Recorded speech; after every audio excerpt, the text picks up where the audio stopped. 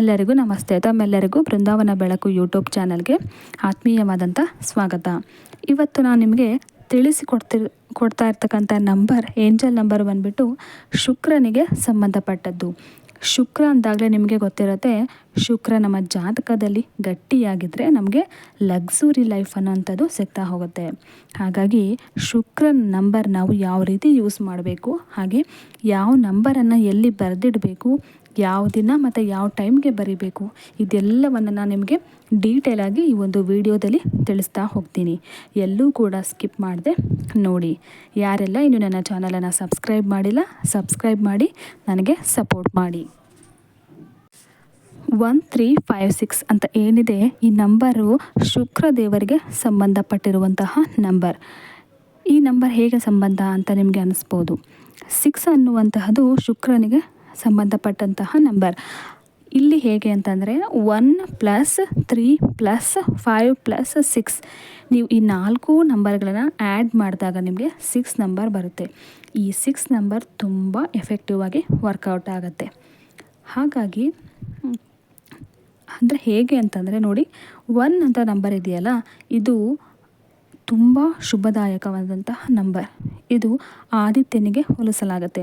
ಅಂದರೆ ಸೂರ್ಯ ದೇವರಿಗೆ ಕೂಡ ಇದನ್ನು ಹೋಲಿಸ್ತಾರೆ. ನ್ಯೂ ಬಿಗಿನಿಂಗ್ ಅಂತ ಹೇಳಬಹುದು. 1 ಅಂದ ತಕ್ಷಣ ಯಾವಾಗಲೂ ನೆನಪಾಗೋದು, ಇದು ಒಂದು ಪ್ರಾಸ್ಪರಿಟಿಗೆ ಸಂಬಂಧಿಸುತ್ತೆ. ಎಲ್ಲದಕ್ಕೂ ಒಂದು ಹೊಸ ಅಧ್ಯಾಯ ಅಂತಲೇ ಹೇಳಬಹುದು. ಇನ್ನು 3 ಮತ್ತು 5 ಸಂಖ್ಯೆಗಳು ಗುರು ಮತ್ತು ಬುಧ ಅನ್ನೋರಿಗೆ ಸಂಬಂಧಿಸಿದೆ.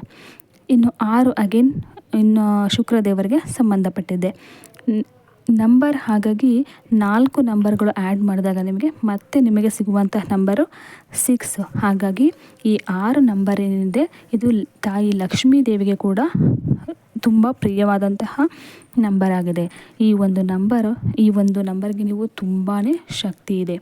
ಈ ನಂಬರ್ನ ನೀವು ಯಾವ ರೀತಿ ಬರೆದಿಡಬೇಕು ಅನ್ನುವಂಥದ್ದನ್ನು ನೋಡೋಣ.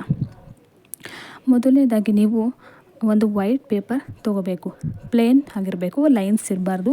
ಪ್ಲೇನ್ ಇರ್ತಕ್ಕಂಥ ವೈಟ್ ಪೇಪರನ್ನು ತೊಗೊಂಡ್ಬಿಟ್ಟು ನೀವು ಅದರಲ್ಲಿ ಗ್ರೀನ್ ಪೆನ್ನ ಯೂಸ್ ಮಾಡಬೇಕಾಗತ್ತೆ.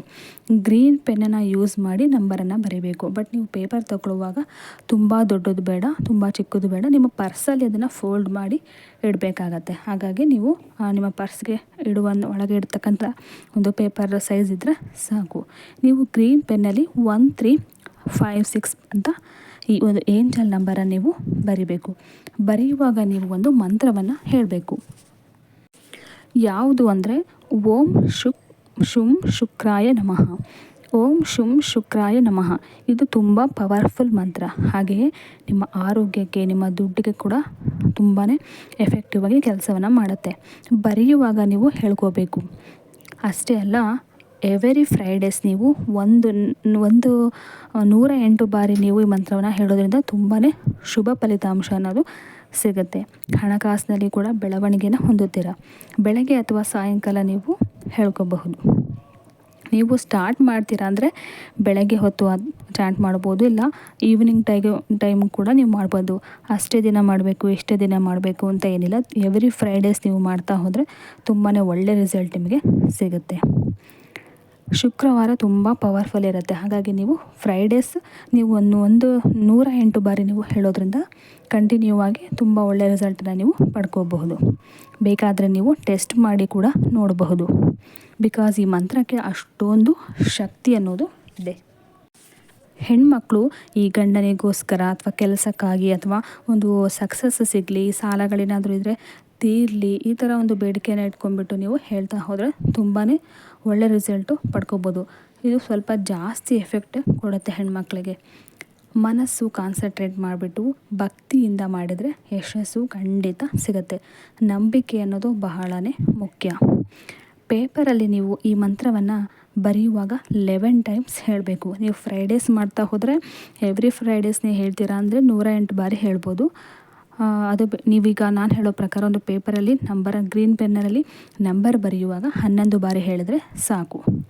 ಹೆಣ್ಮಕ್ಳು ಪೀರಿಯಡ್ಸ್ ಟೈಮಲ್ಲಿ ಈ ಮಂತ್ರವನ್ನು ಹೇಳಬಾರ್ದು, ಬರೆಯೋದು ಕೂಡ ಬೇಡ. ಮುಗಿದ ಮೇಲೆ ನೀವು ಮಾಡ್ಕೋಬಹುದು. ಬಟ್ ದೇಹ ಶುದ್ಧ ಇರಬೇಕು. ಬರೆಯುವಾಗ ಕೈ ಕಾಲು ಮುಖ ವಾಶ್ ಮಾಡ್ಕೊಂಬಿಟ್ಟು ಪೂರ್ವಕ್ಕೆ ಮುಖ ಮಾಡಿ ನೀವು ದೇವರ ಮೇಲೆ ಭಾರ ಹಾಕಿ ಈ ಒಂದು ನಂಬರನ್ನು ಬರಿಬೇಕು. ಗ್ರೀನ್ ಪೆನ್ನಲ್ಲಿ ನೀವು ಆ ಒಂದು ನಂಬರನ್ನು ಬರೆದ್ಬಿಟ್ಟು ಪೇಪರನ್ನು ಫೋಲ್ಡ್ ಮಾಡಿ ನಿಮ್ಮ ಕೈಲಿ ಆಗುವಷ್ಟು ದುಡ್ಡನ್ನು ಅದರಲ್ಲಿ ಇಡಬೇಕು. 10 ರೂಪಾಯಿ, 20 ರೂಪಾಯಿ, 100 ರೂಪಾಯಿ, ಹೀಗೆ ನಿಮ್ಮ ಕೆಪಾಸಿಟಿಗೆ ತಕ್ಕ ಹಾಗೆ ನೀವು ಆ ಒಂದು ದುಡ್ಡನ್ನು ಪೇಪರ್ ಮಧ್ಯದಲ್ಲಿ ಇಟ್ಬಿಟ್ಟು ಫೋಲ್ಡ್ ಮಾಡಿ ನೀವು ನಿಮ್ಮ ಪರ್ಸಲ್ಲಿ ಇಟ್ಕೋಬೇಕು. ಯಾಕಂದರೆ ಈ ನಂಬರ್ ದುಡ್ಡಿಗೆ ಟಚ್ ಆಗಿರಬೇಕು. ಸೊ ಆ ಉದ್ದೇಶದಿಂದ ನೀವು ಈ ಒಂದು ದುಡ್ಡನ್ನು ಇಡಬೇಕು. ಆ ದುಡ್ಡು ಖರ್ಚು ಮಾಡಬಾರ್ದು. ಯಾವುದೇ ಕಾರಣಕ್ಕೂ ಆ ದುಡ್ಡನ್ನು ನೀವು ಖರ್ಚು ಮಾಡಬಾರ್ದು. ಅದನ್ನು ಪರ್ಸಲ್ಲಿ ಯಾವಾಗಲೂ ಇಡಬೇಕು. ಫ್ರೈಡೇ ಬೆಳಗ್ಗೆ ಮತ್ತು ಸಂಜೆ ನೀವು ಆ ನಂಬರ್ಸ್ಗಳನ್ನು ಒಂದು ಮಂತ್ರವನ್ನು ನೀವು 108 ಬಾರಿ ಹೇಳಬಹುದು. ಪರ್ಸು ಕೂಡ ನೀಟಾಗಿ ಇಟ್ಕೋಬೇಕು. ಈ ಒಂದು ಬಿಲ್ಗಳನ್ನು ನೀವು ಕರೆಂಟ್ ಬಿಲ್ಲು ಈ ಥರ ಹಳೆ ಬಿಲ್ಗಳನ್ನು ಇಟ್ಕೋಬಾರ್ದು. ಯಾವುದೇ ರೀತಿಯ ಫೋಟೋಸ್ ಇಟ್ಕೋಬಾರ್ದು.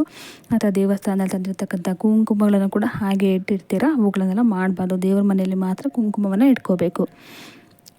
ಹೀಗೆ ನೀವು ಪರ್ಸನ್ನು ನೀಟಾಗಿ ಇಟ್ಕೋಬೇಕು. ಇದರಿಂದ ಮನಿ ಅಟ್ರಾಕ್ಟ್ ಆಗುತ್ತೆ, ಏಳಿಗೆ ಜಾಸ್ತಿ ಆಗುತ್ತೆ.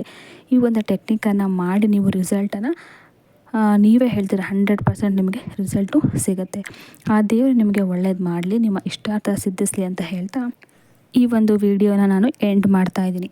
ಮುಂದಿನ ವಿಡಿಯೋದೊಂದಿಗೆ ಮತ್ತೆ ನಿಮ್ಮನ್ನು ಭೇಟಿಯಾಗ್ತೀನಿ. ಅಲ್ಲಿವರೆಗೂ ಧನ್ಯವಾದಗಳು.